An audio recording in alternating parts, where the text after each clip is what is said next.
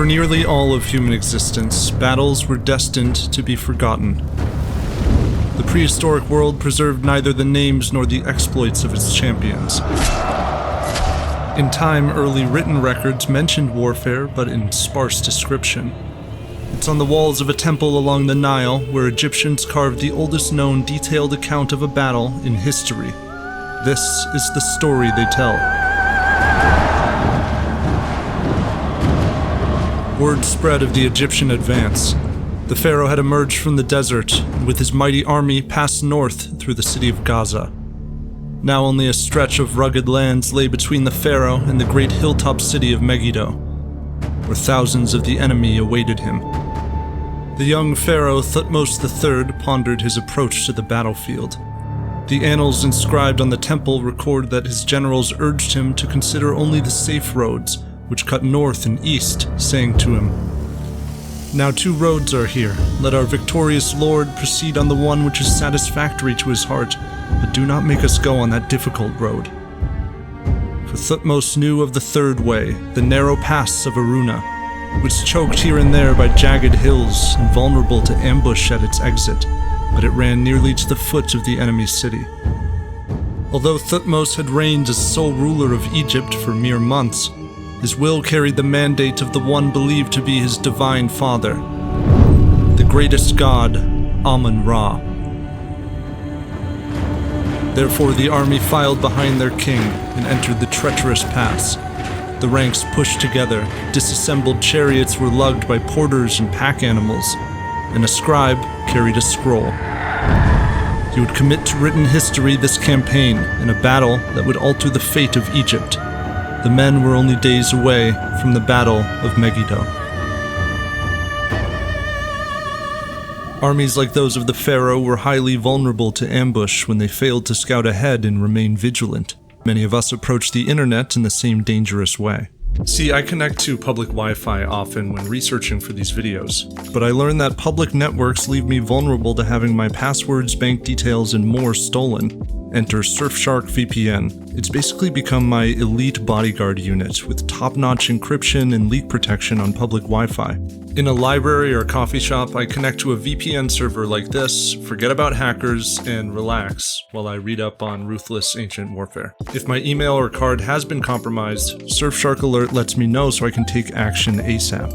And as a history lover, there's nothing more annoying than historical videos and shows being censored by certain countries. When I'm traveling, Surfshark allows me to simply change my location to get around censorship. You get Surfshark on unlimited devices, and there's a 30-day money-back guarantee. Go to surfshark.com/historydose or use code HistoryDose at checkout to get 4 extra months of Surfshark VPN.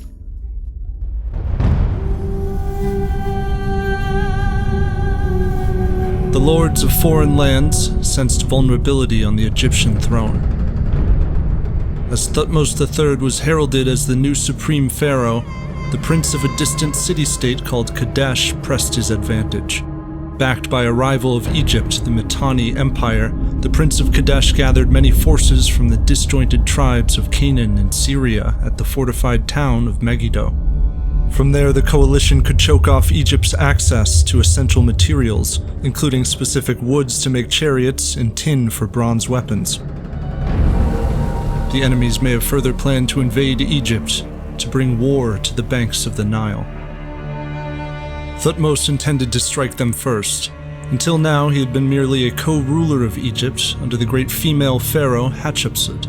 Having been a wife and sister of Thutmose's late father, Hatshepsut was both his stepmother and aunt.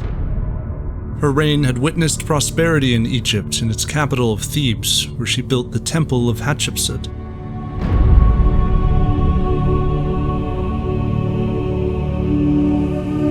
Over the course of 15 years, architects and laborers had constructed shrines and pillared terraces along the mountainside. A great causeway was lined with kneeling statues and sphinxes, and in the lower courtyard, gardens swayed over sparkling pools. Such temples may have pleased the gods, but they would not pacify the enemies of Egypt. Hatshepsut was dead, and the crown belonged to Thutmose alone. He swiftly raised his army, whose warriors had been trained by officers and organized into divisions. Pharaohs of this era would summon 1 in 10 men for military service, but many soldiers here had enlisted of their own volition, no doubt enticed by the prospect of gaining plunder, land, and slaves. Together, the warriors in the supply train moved north along the Nile in the spring of 1458 BC.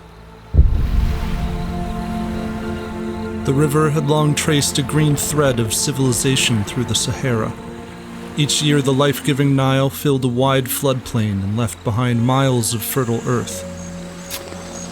The people harvested abundant fields of wheat and barley, which provided the 2 staples of the Egyptian diet, bread and beer. Thutmose understood that this kingdom did not endure without bloodshed. Narmer, or Menes, was the very first ruler to unify Lower and Upper Egypt in around 3000 BC. A palette shows the founding king looming over his enemies, whom he's desecrated by placing their severed heads and genitals at their feet. It was some time after his reign that Egypt entered its first golden age, known as the Old Kingdom. These early kings directed the construction of the pyramids of Giza.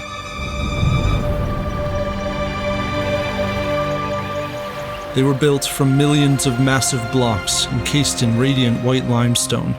Grand causeways, temples, and the Great Sphinx adorned the surroundings. Although these pyramids were over 1,000 years old to Thutmose, life proceeded in Egypt much as it had a millennium before. People tended to farms and livestock, while priests glorified an evolving pantheon of gods and prepared the dead for passage into the afterlife. But this civilization felt different than it once did. Its power had been shaken. In the wake of a second golden age called the Middle Kingdom, the Semitic-speaking Hyksos of the Levant seized control of northern Egypt in around 1650 BC. The towering outposts of the old dynasties fell into ruin, and rich mines and quarries were abandoned. It was the Egyptian dynasty of Thebes that had stood against foreign rule. With a growing army supplemented by mercenary Magi of the desert, the Theban crown warned the Hyksos,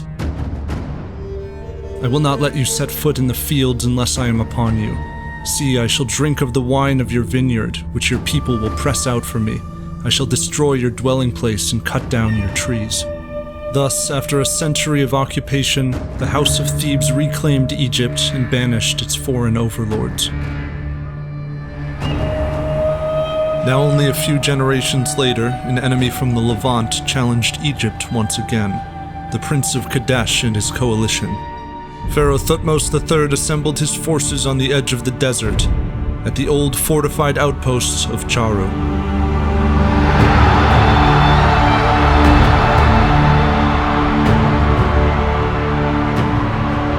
This army counted perhaps over 10,000 warriors, each called to bring ruin and death to the enemies of Egypt. The mud-brick fortress gave way to burning white as the soldiers trekked into the barren Sinai. So began the 150-mile march to Gaza. The Egyptian army had begun to adopt aspects of foreign militaries in response to the years of Hyksos domination. The widespread introduction of the horse enabled the advent of Egyptian chariots, which were lightweight and expertly crafted to maximize agility for teams of drivers and archers. Ranged infantry units, bolstered by skilled Nubian mercenaries, wielded a combination of powerful new composite bows and traditional self-bows. The might of the pharaoh still rested, however, on large numbers of melee infantry. These mostly unarmored troops carried hide-covered shields and fought with bronze weapons, spears, axes, and the recently adopted khopesh, or sickle sword. Day by day, the troops endured the sands, their arid march relieved by cool nights in the desert. These men marched to war with a faith in the divine order of things, that there were gods who governed this world and the next.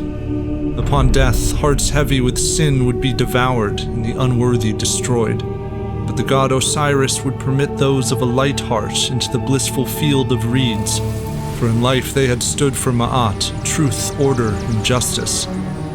If any man should perish in this mission to Canaan, their death would come whilst carrying out the righteous command of the divine king, Thutmose III. After 10 days of marching, the army caught sight of Gaza. Although rebellion gripped the region, the city remained loyal to the Pharaoh, which afforded the Egyptians a night to rest and replenish their stores. The secrecy of their mission had kept them safe until now, but their presence became known throughout the land as they pushed north over the coming days. The sturdy chariot units of the Canaanites and Syrians threatened to intercept them, but at last, after almost 3 weeks of marching, Thutmose and his force reached Yehem. 3 paths to the city of Megiddo lay before them. Scouts went ahead, and Thutmose called a council of his generals, saying to them, "That wretched enemy of Kadesh has entered into Megiddo. He is there at this moment. He's gathered to him the princes of every foreign country which had been loyal to Egypt." The generals advised His Majesty to approach the enemy on one of the 2 outlying roads, which were wider and more secure. They warned him that the narrow and direct Aruna road would constrict their formations, such that the coalition forces said to be gathering at its exit would overrun the Egyptians as they filed out of the pass. But scouts soon returned with more reports on the movements of the enemy, intelligence that seemed to strengthen the resolve of the young pharaoh. Thutmose addressed his army. "Ye shall hold fast to the stride of your victorious lord on that road which becomes so narrow." The intrepid king moved to the head of the army, and he himself led them into the Aruna Pass. Notwithstanding the dangers of this road, the hills would provide cover for most of the approach to the city.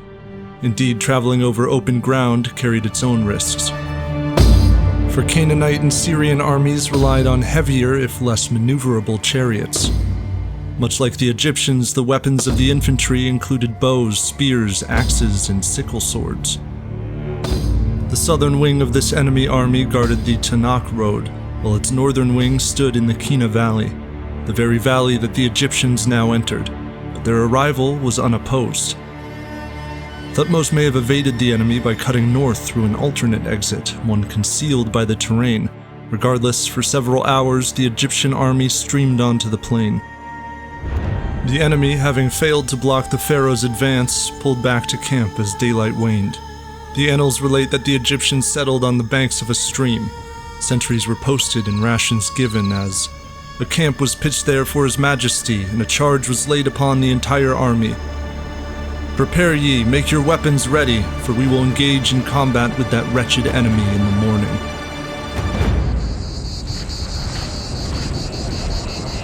At dawn, the enemy army arrayed itself for battle. Behind them in the distance stood Megiddo, the city so strong and well situated it was said to be worth 1,000 cities. Then the approach of the army of Egypt echoed in the valley.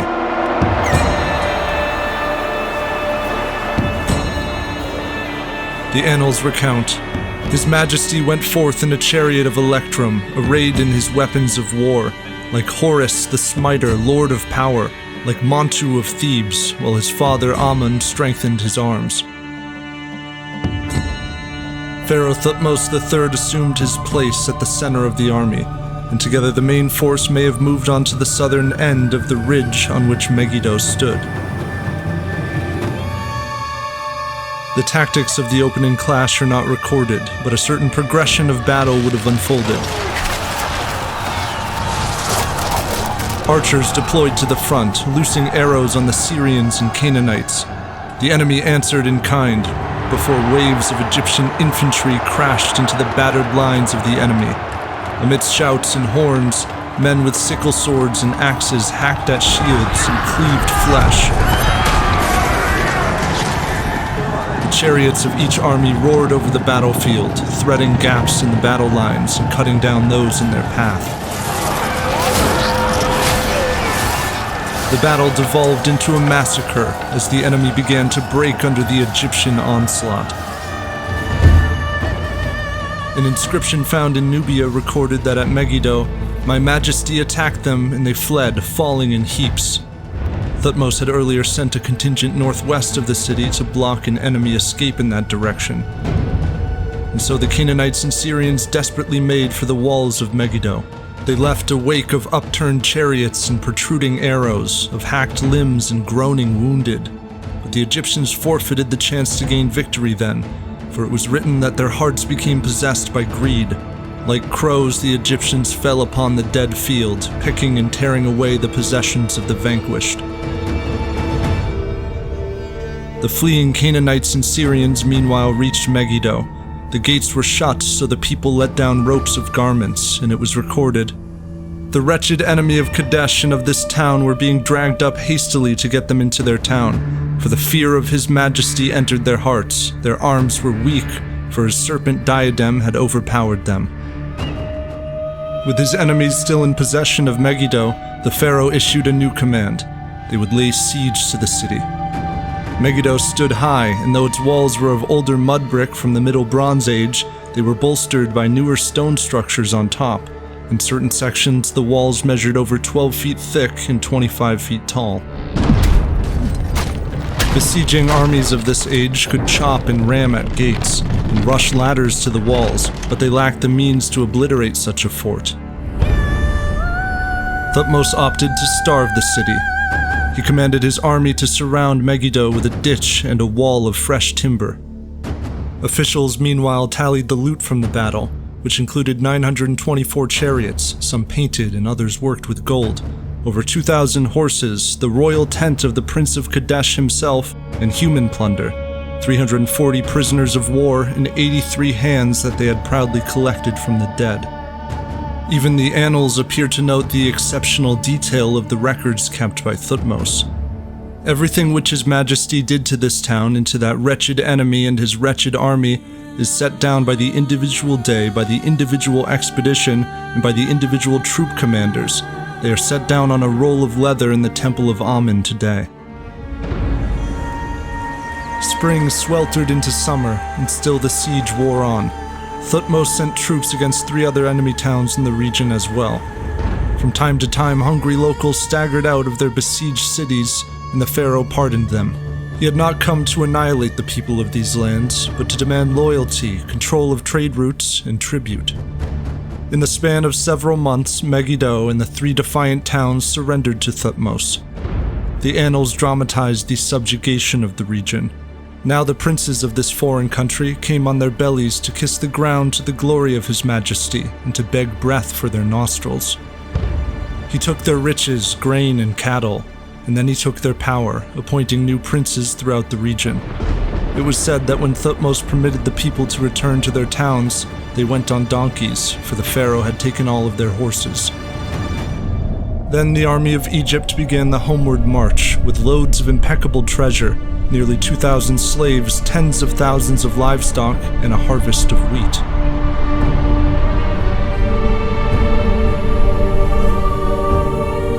In Thebes, the long-awaited return of the king came with proclamations of victory. The city resounded in celebration and feast, attended by nobles, musicians, and dancers. Many followers knew the king by the throne name Menkaperah, lasting as the manifestation of Ra. A pharaoh was said to be the son of the supreme creator god Ra, whose authority was symbolized in a sun disk wreathed by a cobra. The life-giving throne of Egypt was to be defended in the same manner, with wrath and venom. The Battle of Megiddo had reasserted Egyptian power in the Levant. Now Thutmose was called to keep it. Rival lords incessantly claimed authority in parts of Syria and Canaan, so year after year the relentless Thutmose returned to smite them. He built a great fleet to rapidly move strike forces north along the coast, and he maintained a network of fortresses in the region. Megiddo was the first of 17 military campaigns undertaken there by Thutmose across 2 decades. The masterful victories brought distant commerce, the tribute of foreign subjects, and gifts from Babylonia, the Hittite Empire, and Assyria. Turning his eyes south, the king also gained control over much of Nubia. Many great rulers had sat on the throne of Egypt, but it was Thutmose III who built an empire. The likeness of His Majesty pervaded his prosperous domain, while the aging pharaoh devoted his efforts to building great works and monuments. To the temple complex at Karnak, he added the sacred lake and towering gates or pylons, flanked by colossi and granite obelisks, as well as the inscriptions that comprised the laudatory history of his military career in the Battle of Megiddo. The end of this reign, in around 1425 BC, was described on the tomb of an officer. Lo, the king completed his lifetime of many years, splendid in valor, in might, and in triumph. From year 1 to year 54. He mounted to heaven, he joined the sun, the divine limbs mingling with him who begat him. In the years after, those who passed through the seventh pylon of Karnak beheld the striking image of the greatest warrior in Egyptian history, Thutmose III. And there, over 3 millennia later, it remains.